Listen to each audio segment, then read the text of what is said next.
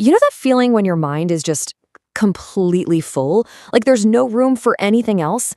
Well, today we're going to dive into this really simple but incredibly powerful old story that offers a way to quiet all that inner noise. It's called the parable of the full glass. And trust me, it holds a secret that I think we can all use. Just take a second and think about it. Is your mind a storm?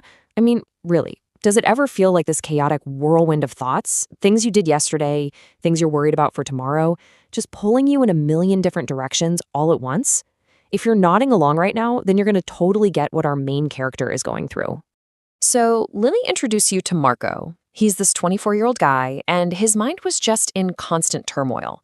He really felt trapped inside this mental storm, and, that's a feeling I think a lot of us can understand. See, Marco was completely trapped. It was like he was always stuck between two places, and neither one of them was right now. His mind would either get pulled back into the past, just replaying old events over and over with all this sadness and regret, or it would just rocket into the future, creating 1,000 different things to be anxious about.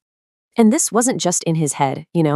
This mental storm had very real, very physical effects on his life. He was always exhausted, just couldn't find a single moment of peace, couldn't get a decent night's sleep. It got so bad, he'd even forgotten how to genuinely smile. I mean, this goes way beyond just thinking too much. This was actual suffering. So Marco's feeling pretty desperate at this point. And then he hears these rumors, whispers about this wise old man living way out in a remote village, someone who supposedly knew the secrets to a quiet mind. So, with a little bit of hope, he decides, that's it, I'm going. And he sets off on this long, tiring journey to find him. Now, what's interesting is this guy wasn't just some random mystical hermit. The wise man was actually a former psychologist from the city who had just left it all behind. So he really understood the human mind, not just from a spiritual angle, but from a clinical one too. He just chose to live a much simpler life, closer to nature. So when Marco finally meets him, he just lays it all out there. He doesn't hold anything back. He says, "Grandfather, my mind is so restless, I can't stop thinking. Can you please help me?" You can just feel it, right? He's at his wit's end, and he is ready for anything.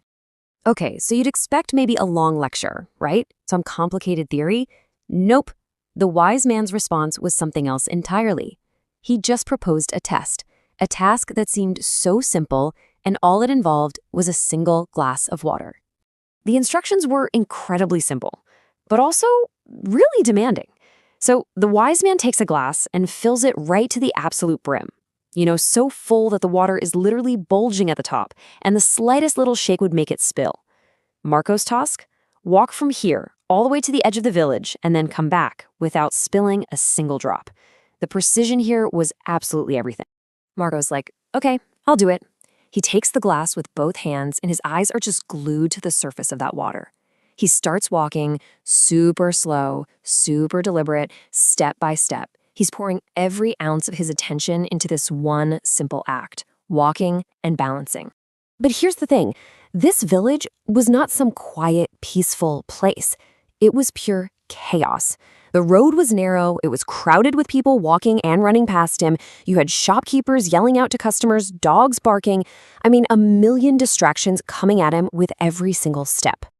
And yet, when Marco finally gets back to the wise man, the glass is still perfectly full. Not one drop was spilled. He did it.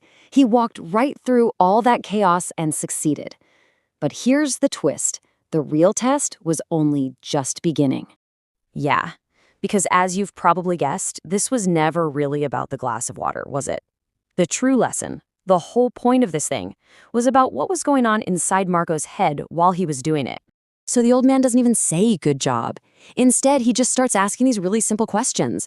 Did you see the children playing? Did you hear the dogs barking? He's asking about all those distractions Marco just navigated. And Marco's kind of taken aback. He thinks for a second and has to admit, no, I didn't see or hear anything. He hadn't noticed the kids, or the dogs, or the vendors. His entire world, his entire universe, had shrunk down to the rim of that little glass. His focus was absolute. And that's when the wise man revealed the secret. He explained that by focusing so completely on that one task, Marco had accidentally stumbled into the present moment. His mind became so full with the right now, with the water, the glass, the next step, that there was literally no space left for anything else. No room for fear, no room for confusion, no room for all those extra thoughts. And then the wise man delivered the big punchline. He said, peace, it isn't something we find out there. He explained that we spend all our time searching for it like it's some place we can go to or something we can buy. But, he said, that's not where peace lives. Peace is already inside of us. It's just waiting there, right under the surface, for the moment we decide to live fully in the present. Okay, so that's a great story, right? But what does it actually mean for you and me today in our crazy lives? Let's take this amazing lesson and figure out how we can actually apply it. Marco walked home a completely changed person. He was peaceful inside because he finally got it. He now knew the secret wasn't about getting rid of his thoughts. It was about giving his focus to something else. It was about filling his mind with the present moment. And that, right there, brings us to the most important question in all of this. What is your glass of water?